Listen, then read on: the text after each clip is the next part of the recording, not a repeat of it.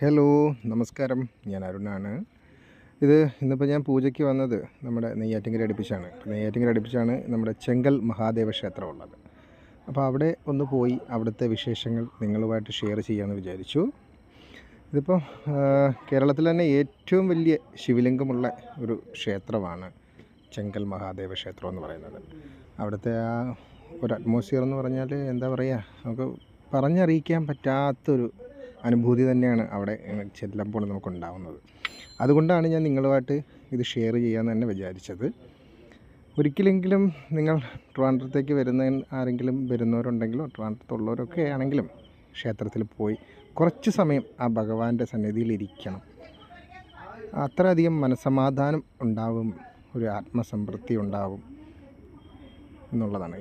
എല്ലാവർക്കും നല്ലത് വരട്ടെ എന്ന് പ്രാർത്ഥിച്ചുകൊണ്ട് അടുത്ത വീഡിയോയിൽ കാണാം.